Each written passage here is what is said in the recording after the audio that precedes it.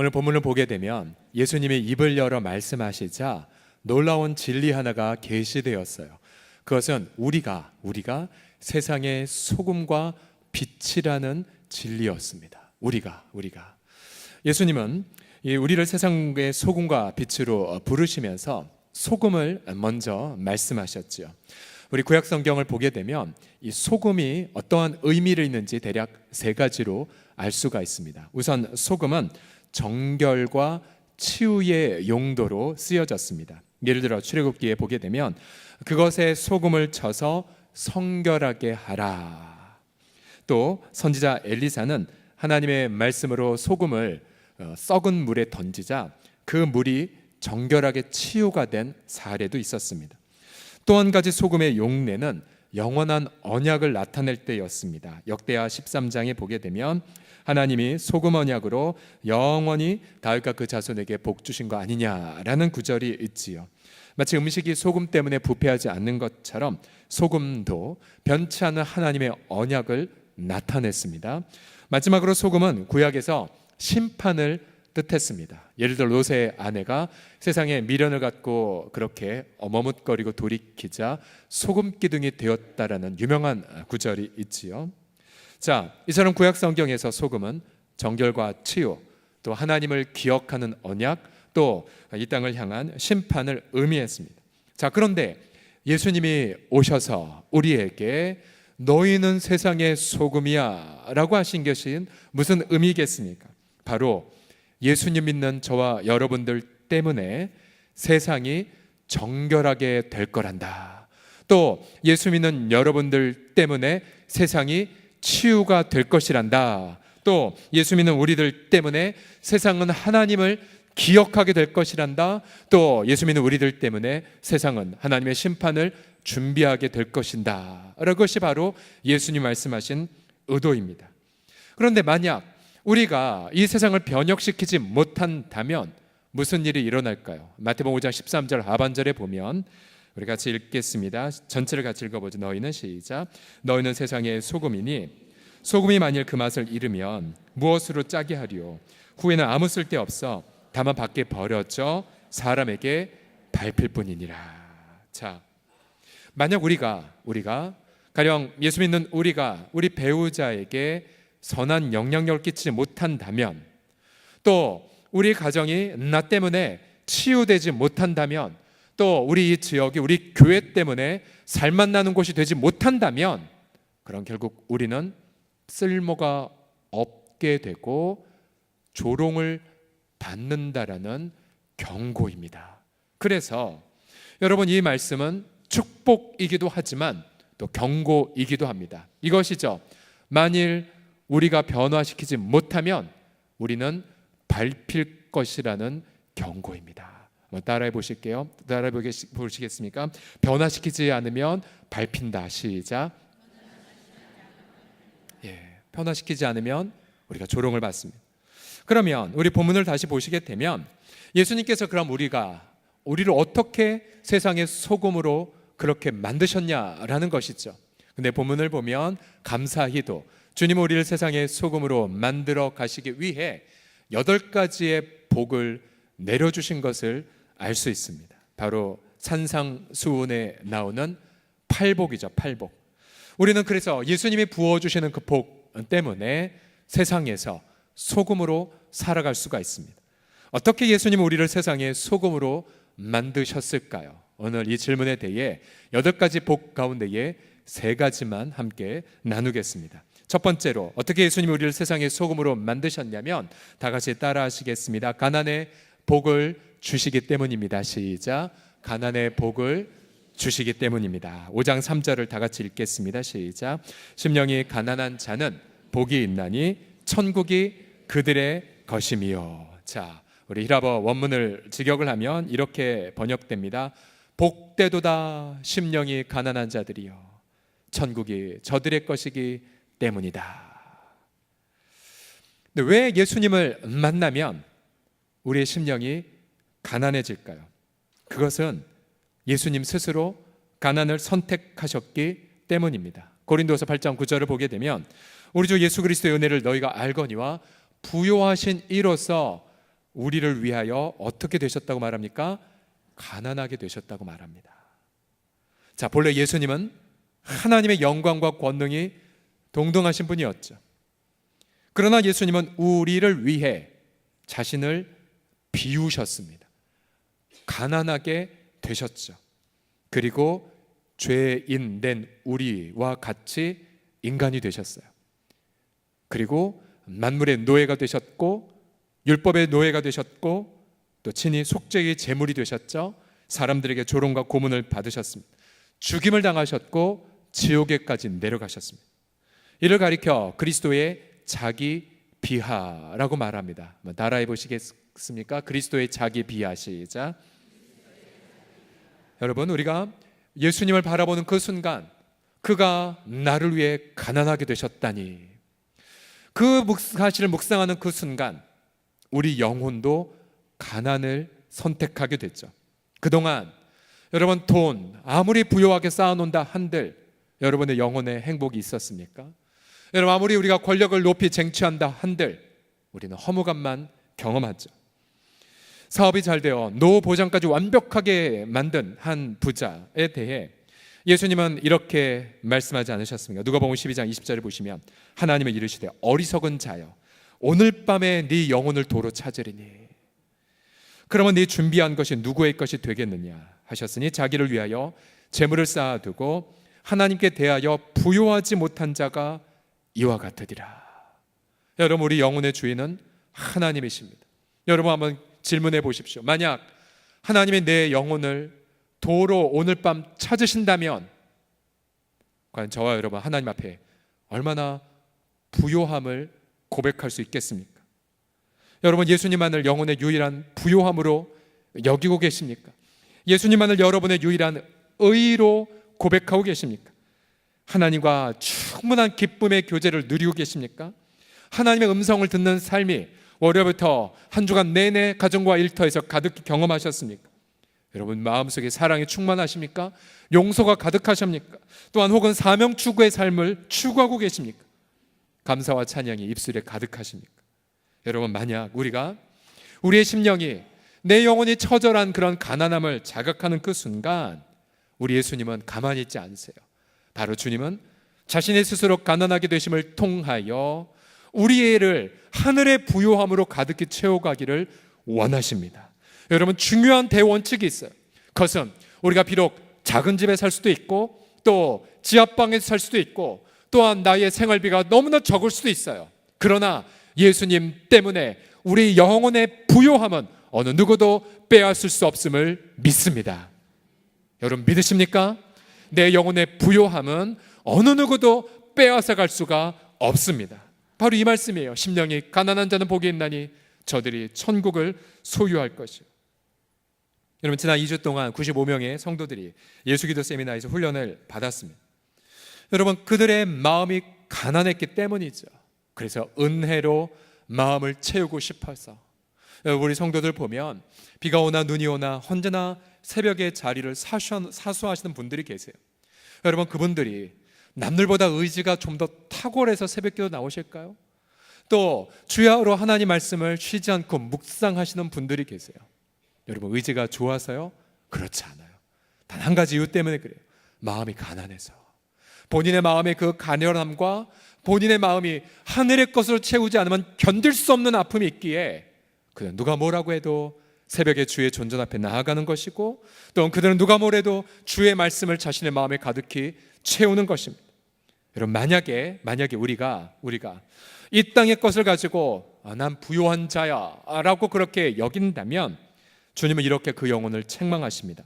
요한계시록 3장 17절에 보시면 네가 말하기를 나는 부자라 부요하여 부족한 것이 없다 하나 네 곤고한 것과 가련한 것과 가난한 것과 눈 먼 것과 벌거벗은 것을 알지 못하는도다 라고 책망하십니다. 여러분, 우리의 영혼에 내 심령의 가난함을 자각하는 것, 하나님, 저의 눈이 멀었습니다. 하나님, 제 영혼은 곤고합니다. 주님, 제 마음은 벌거벗은 것 같습니다. 그러나 여러분, 이렇게 내 영혼의 가난함을 자각하는 것, 여러분, 그 자각이 주님 말씀하십니다.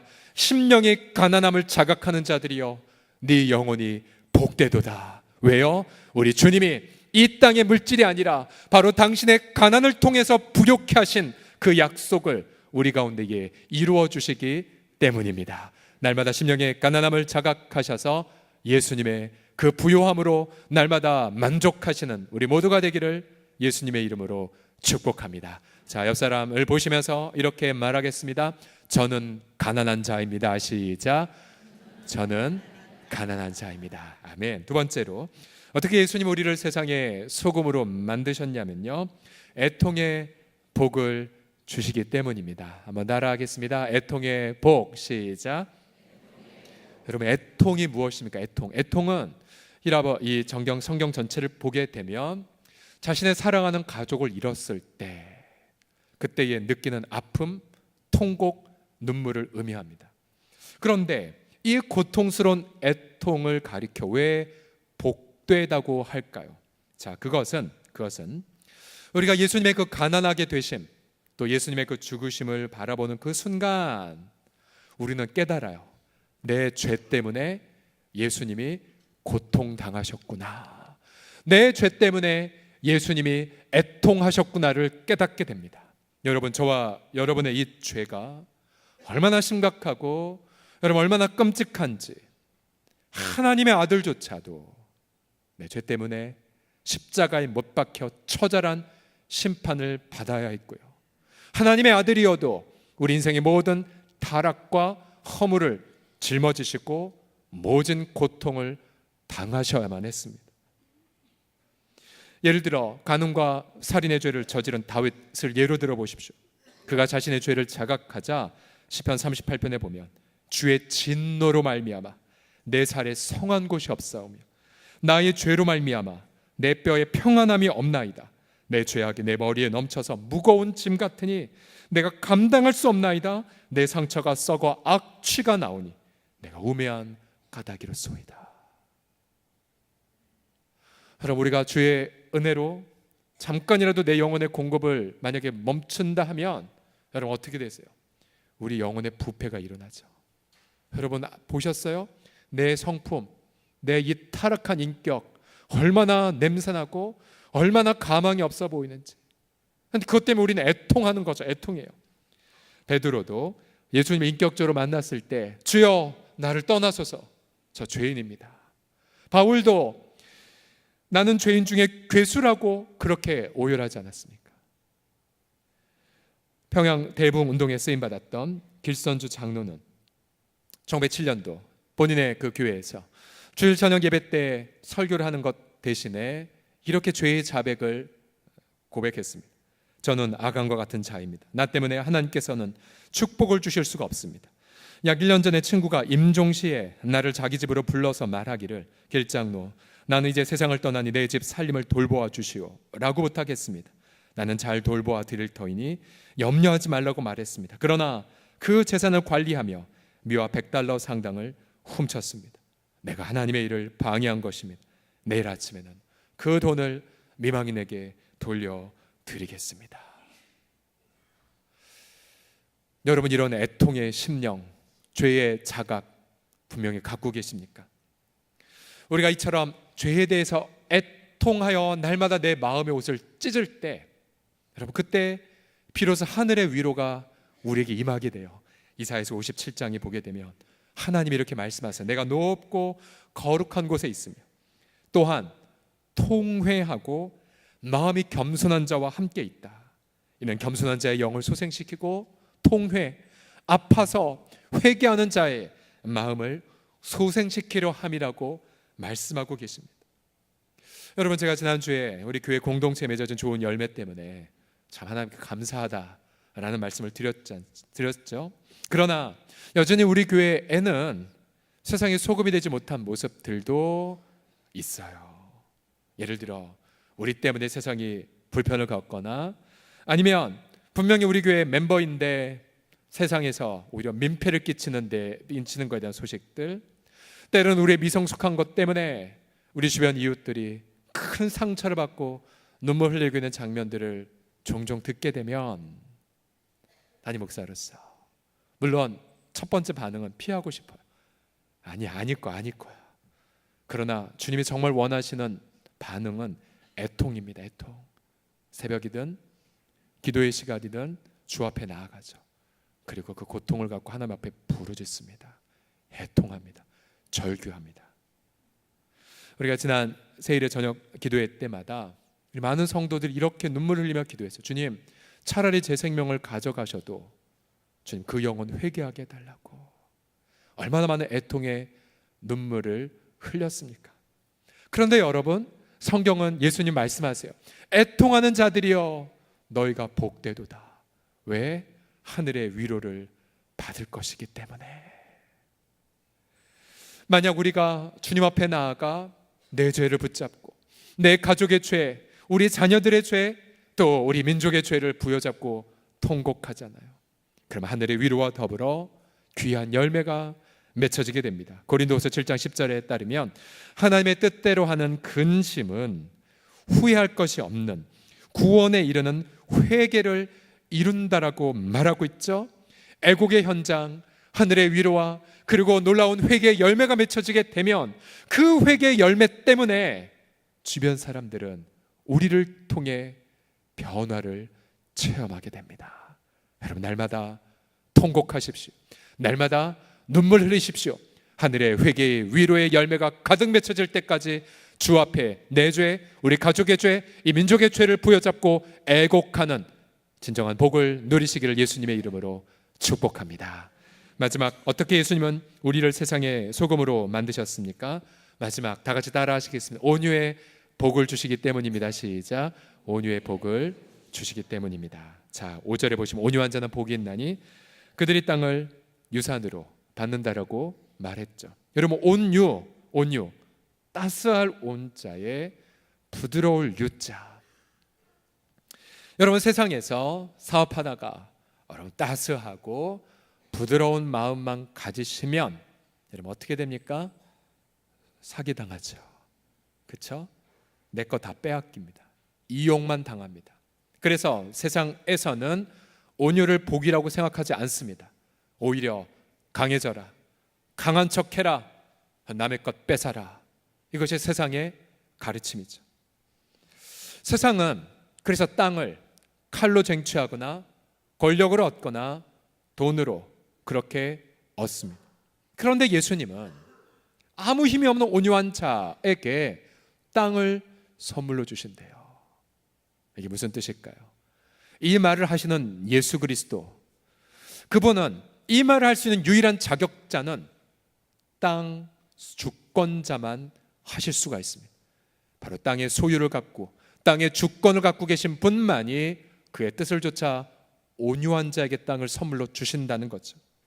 여러분, 성경이 말하는 온유는 그래서 바로 살아계신 하나님 앞에서 자신이 경험한 모든 악을 내어 맡기는 것을 뜻합니다. 예를 들어 모세, 온유하다고 칭찬받은 분이었죠. 그는 사람들이 자신을 비방할 때 같이 싸우지 않았습니다. 그리고 그 비방의 내용을 그대로 하나님 앞에 아뢰고 판단을 하나님께 구했죠. 하나님은 모세를 언제나 인정해 주셨고 그의 머리를 들어주셨습니다.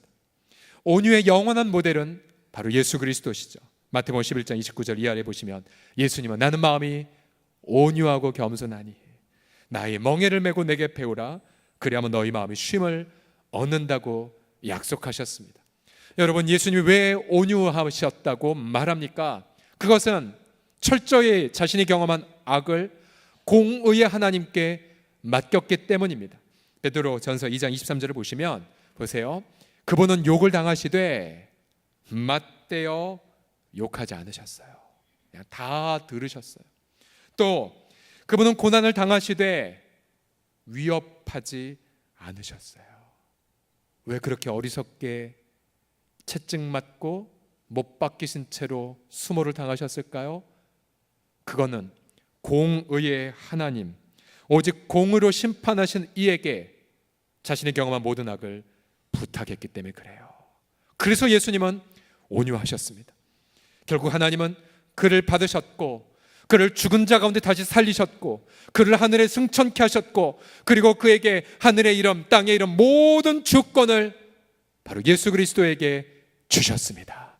그래서 우리는 선포합니다. 이 땅의 주권자는 바로 우리를 위해 죽으시고 다시 사신 예수 그리스도이시라고요. 여러분, 사람들은 우물 하나 빼앗기 위해 서로를 짓밟죠. 사람들이 나의 우물을 빼앗고 그렇게 합니다.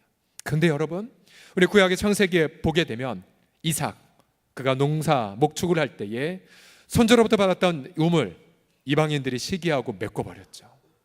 그러나 이삭은 묵묵히 또 다른 곳에 우물을 팠고 우물이 쏟아져 나왔습니다.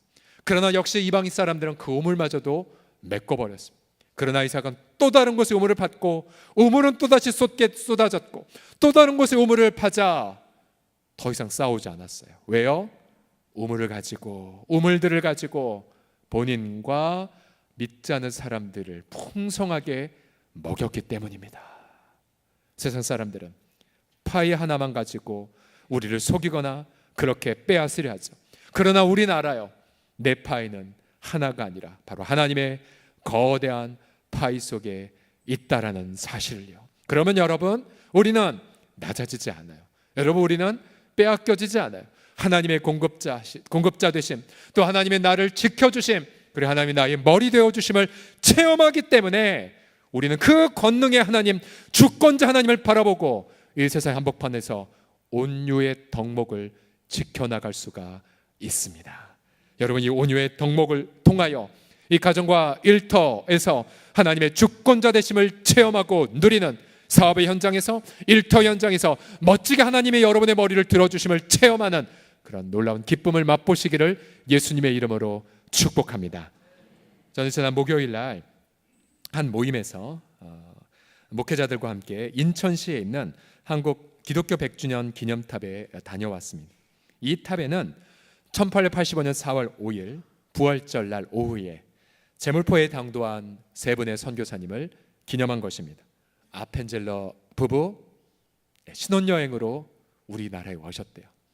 또한 언더우드 청년, 그들이 도착한 것을 기념하여 제물포항에 아주 아름다운 기념탑이 있습니다. 사실 이들은 모두 다 인도에 가기로 했다가 한 집회에서 조선 땅엔 아무도 없구나라는 말씀을 듣고는 방향을 턴해서 우리나라에 오기로 결정했던 거죠. 근데 문제는 이 언더우드, 그는 당시에 1년 인도에 가기 위해 의학 공부를 1년간 했었습니다. 그리고 그에게는 약혼녀도 있었어요. 그러나 그가 우리나라를 향한 부르심을 받자 그의 마음속에 견딜 수 없는 심령이 있었습니다.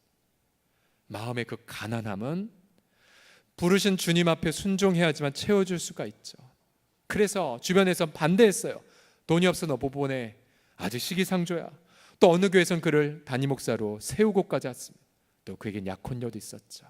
그러나 그는 담임 목회의 길을 거부하고 또 본인은 조선 땅에 간다고 하니까 안타깝게도 약혼녀는 파혼을 해버렸어요. 얼마나 힘들었을까, 이 젊은 청년이. 그리고 무려 3번이나 교단의 문을 놓고 해서 마지막 3번째에 기적적으로 어느 한 분의 헌금을 통해 조선 땅에 가게 되었습니다. 가난의 마음을 가진 자들, 애통의 마음을 가진 자들의 그 발걸음이 제물포로 이어져 우리에게까지 이어졌던 거죠. 또 놀라운 것은 이분들이 미국에서 출발하여 태평양을 가로질러 이제 우리 한국에 오기 전 일본에 당도하였을 때에 바로 일본의 요코하마, 그러니까 우리 서울에 인천이 있듯이 일본 동경엔 이제 요코하마 항이 있지 않습니까? 네, 그곳에 가서 만난 청년이 바로 이수정, 전에도 말씀드렸죠. 이모군란 때 명성황후를 구출한 공훈으로 일본에 유학을 온 이분, 선진 농업 기술을 배우기 위해 안종수를 통해서 스다센이라는 선생님을 만났습니다. 그런데 그 선생님을 만났을 때 그분 선생님의 뒤에는 본인이 논어나 사서남경에서 보지 못했던 낯선 글귀가 적혀 있었습니다. 그 글귀에는 이런 내용이 한자말이 써 있었습니다. 허심자복의 이 천국 내 기국야. 바로 가난한 마음을 가진 자는 복이 있다. 왜냐하면 천국이 그의 것이기 때문에. 생전 처음 보는 낯선 내용을 가지고 이수정은 질문을 던졌죠. 그리고 그는 그는 크리스찬, 알려진 아주 귀한 크리스찬이었습니다. 한문 성경을 받아왔습니다. 성경을 탐독했습니다. 그리고 주변의 선교사들에게 복음을 듣고 한국인으로는 최초로 일본에서 세례를 받았습니다. 그가 한 교회에서 간증을 하는 날, 일본 사람들은 그 한국말을 다 알아듣지 못했지만 성령의 뜨거운 감동을 느꼈죠. 그래서 훗날 우츠무라 간조, 우리 무교회주의자로 알려진 우츠무라 간조의 글에 보면 본인이 이수정 선생의 그 간증을 듣고 마치 오순절날 성령의 강림을 체험하는 듯 했다라고 고백을 남겼습니다. 바로 그 선생이 마가복음을 일본에서 번역했고, 그리고 바로 미국에서 가난한 애통의 마음으로 왔던 언더우드를 일본에서 만나 마가복음을 전달하죠. 그리고 한국말을 가르칩니다. 그리고 아마 감사하다고 했겠죠. 그리고 그 성경을 들고 언더우드와 아펜젤러 부부가 제물포항에 부활절날 도착했습니다. 저는 그 기념탑에서 보면서 그 옛날 가난의 심령을 가졌던 우리 믿음의 선배들 때문에, 또 우리 민족을 보고 애통해했던 분들 때문에 우리가 지금 이 아름다운 복음을 전달받았다는 이 사실, 늘 그 역사의 사실을 반추하면 반추할수록 깊은 감동을 무한히 받을 수가 있었습니다. 우리 사랑하는 성도들이요, 여러분은 과연 영혼의 가난함을 자각하고 계십니까? 또 여러분은 마음에 본인의 죄와 우리 이웃의 죄를 바라보고 애통해 여기고 계십니까? 우리가 진짜 하나님 앞에 복을 받았다면, 그래서 정말로 이 세상을 치유하고 변화시키기를 원한다면 날마다 예수 그리스도께로 담대하게 나아가십시오. 그리고 그분의 가난하게 되심, 또 그분의 십자가 못 박히심을 바라보면서 영혼을 예수 그리스도의 복으로 가득 채워가십시오. 여러분, 그때에 저와 여러분이 이 세상의 소금으로 아름답게 우리의 가족과 일터와 우리의 지역을 아름답게 변화시키는 그 놀라운 감격을 맛보게 하실 줄을 믿습니다. 기도하겠습니다.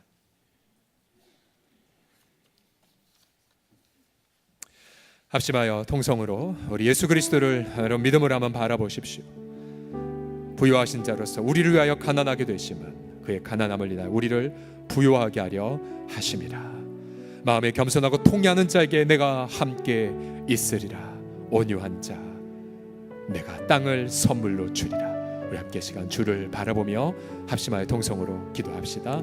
은혜와 자비가 풍성하신 우리 주 예수 그리스도, 우리가 전심으로 예수 그리스도를 바라보나이다. 주님, 이 세상의 것으로 우리 영혼을 부유하게 할 수 없음을 고백하나이다. 오직 예수님만이, 나를 위하여 가난하게 되신 주님만이 우리 영혼을 부유하게 하실 수 있음을 고백하나이다. 주여, 내 죄 때문에 처절하게 고통당하신 예수 그리스도여, 우리 주님 그 앞에서 날마다 내 죄를 자각하고 나의 아버지 하나님의 타락한 성품을 부여잡고 통곡하며, 또한 아버지 우리의 이웃과 우리의 자녀들과 또한 아버지 우리의 지체들의 죄를 가지고 함께 애곡하며 진정 회개의 열매가 우리 곳 가정과 일터에 풍성히 맺힐 수 있도록 성령님 함께 하시고, 주 예수님 이 땅의 가정과 일터에서 불의함을 겪고 낭망한 우리의 지체들 눈을 들어 그리스도의 아버지 하나님의 공의의 하나님 앞에 맡기심을 바라보며 주님 날마다 그렇게 하나님 앞에 맡겨 날길 띠기에 아버지 하나님이여 하나님의 구물들을 우리 일터와 사업에서 활짝 터뜨려 주시고 아버지 나중에 줄 것만 있는 자들로 세워가시는 그런 놀라운 예수 그리스도의 복 주심을 누려 주님 이 땅에서 아름다운 소금으로 살아가는 은혜가 가득히 넘치게 하여 주시옵소서.